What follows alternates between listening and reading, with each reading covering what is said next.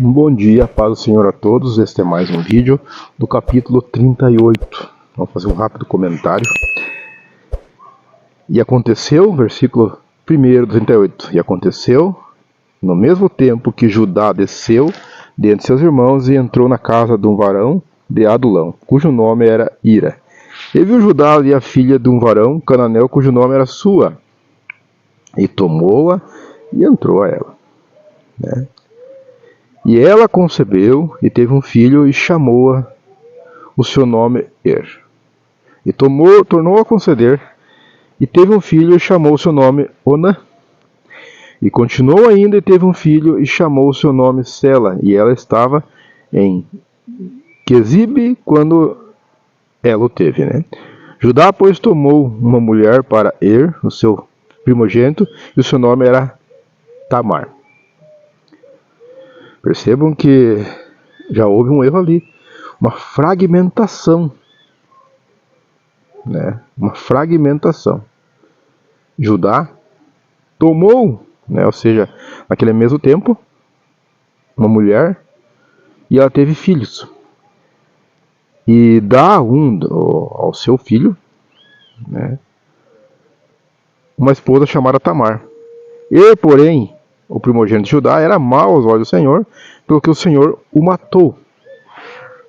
O Senhor o matou. Mas Tamar podia pensar, puxa, mas e agora?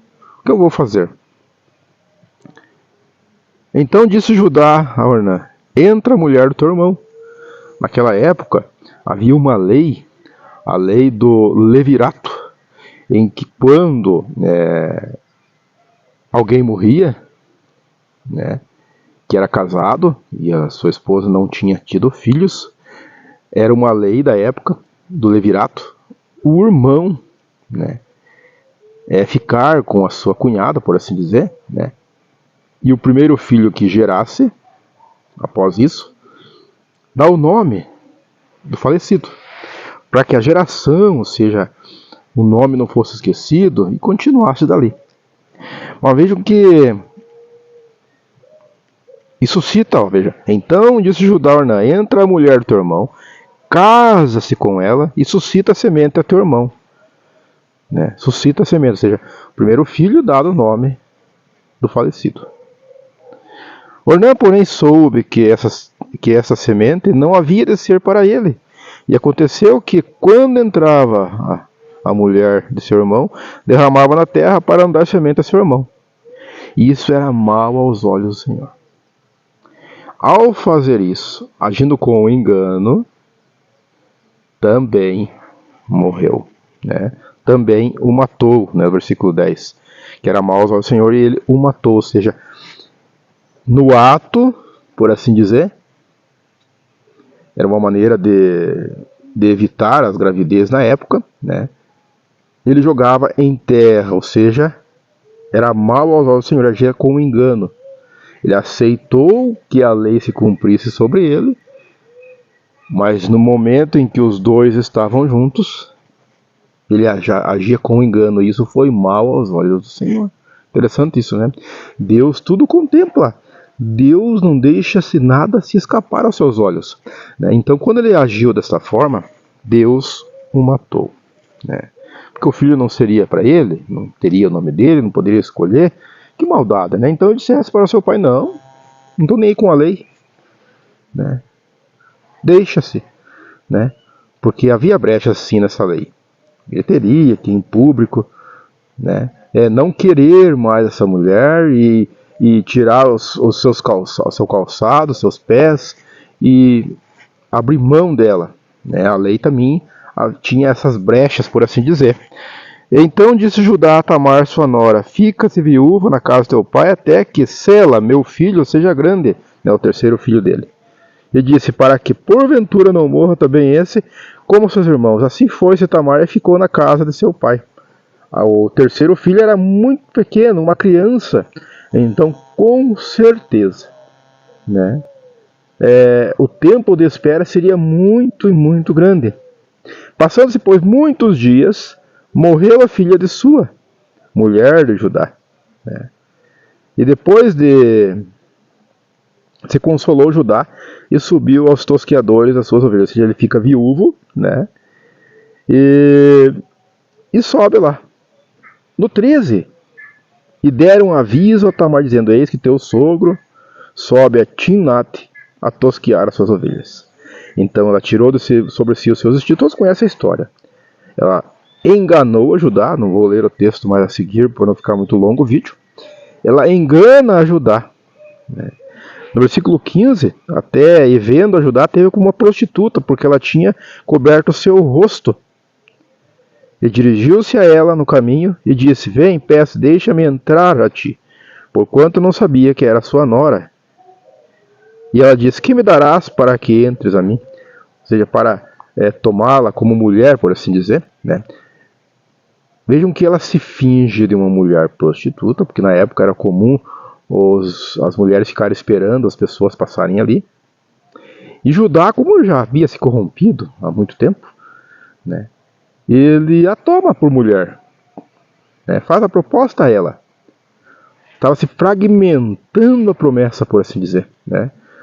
Ou seja, já se fragmentou desde o começo, foi se desmanchando a promessa. E ela diz: que me darás?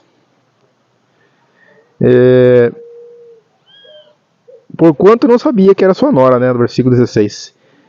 E ele disse: eu te enviarei um cabrito do rebanho. E ela disse: dás-me também penhor até que envies. Ou seja, então ele disse: que penhor que te darei? E ela disse: dá o teu selo, o teu lenço, o teu cajado que está na tua mão. O que ele lhe deu entrou a ela e ela concebeu dele, né? Ou seja, ela se engravidou dele. E ele deixa esse penhor, né, o cajado, né, ou seja, o selo, o véu, os vestidos. Vejam que o cajado que ela usava para trabalhar era algo valioso, por assim dizer. Isso seria um sinal, né, que ela esperaria ele trazer o pagamento, o cabrito. Então disse Judá: torne a ela, para que porventura não venhamos em desprezo. Eis que tem enviado esse cabrito, mas tu não achaste? E aconteceu que quase 3 meses depois deram aviso a Judá, dizendo: Tamar, a sua nora, adulterou, e eis que está pejada do adultério. Então disse Judá: tirai-a fora para que seja queimada. Interessante, né? Acharam que a mulher havia, né, se prostituído e engravidado. Porque então, até aquele tempo, nesse caso aqui, pela lei da época, ela não poderia, né, de forma alguma, agir de forma errada fora de sua casa, e ainda por pior, engravidado. Então seria como uma traição, porque pela lei do levirato ela estava ainda presa, porque Judá manda ir, né, à casa de seu pai, chorar a sua viuvez apenas e esperar, né? Vejam que quando ele diz para matá-la, né, estapejada do terno, então aconteceu que quase 3 meses. Então disse Judá: tirai-a fora para que seja queimada, né? E tirando-a fora, ela mandou dizer a seu sogro: do varão de quem são essas coisas eu concebi. E ela disse mais: conhece, peças, que é esse selo, e esses lenços, e esse cajado? Percebam que ela premeditou o que aconteceria com ela. Ela sabia que seria morta, mas com aquilo na mão, as provas, por assim dizer, né, ela mostrou que o filho que esperava era de seu sogro. Que bagunça, né? Vejam que ela enganou o seu sogro para engravidar dele. Ele quis matá-la achando que ela estava grávida de outro homem e era dele. Que reviravolta, né? Vejam que o mal nessa família, ao lá no início já entrar, foi fazendo uma desgraça, por assim dizer. Mortes os filhos de Judá, enganos a Jacó. Vejam que e conheceu Judá e disse mais: justa é ela do que eu. Versículo 26. Portanto, não a tenho dado a Sela, meu filho, e nunca mais a conheceu. Vejam que E depois saiu, aqui no nascimento dessas crianças, há algo interessante. E aconteceu que, dando ela a luz, no versículo 28, um pôs fora a mão, e a parteira tomou e atou em sua mão um fio roxo, dizendo: este saiu primeiro. Mas aconteceu que, tornando ele a recolher sua mão, eis que saiu seu irmão. Ela disse: como tens tu rompido sobre ti a rotura? E chamaram o seu nome Pérez. E depois saiu o seu irmão, em cuja mão estava o fio roxo, e chamaram o seu nome Zera. Vejam que até mesmo o nascimento, mais à frente vamos ver alguns vídeos do porquê desse acontecimento, Deus estava interferindo na história. Vejam que Deus, nesse momento, não é que ele seja conivente com o pecado. Ao contrário. Nesse caso, havia uma promessa sobre a vida e as descendências, de Jacó e seus filhos. Todos nós, hoje, não sabemos o que vai acontecer lá na frente. Os momentos são difíceis, os momentos são frustrantes, os momentos parecem estar sendo destruídos por várias coisas. Por nossa culpa, quase todas as vezes. Às vezes culpamos o nosso inimigo, que é Satanás, mas muitas vezes a nossa culpa faz muitas coisas correrem de modo que não seja nos padrões de Deus. Mas o inimigo se aproveita disso algumas vezes. Mas nós que temos essa livre escolha de fazer o certo ou o errado, mas não o livre-arbítrio, como alguns dizem, Porque eu sempre digo, nos vídeos, que o livre-arbítrio, ou a liberdade de errar e pecar, nesse caso, é quando você tem controle lá no final.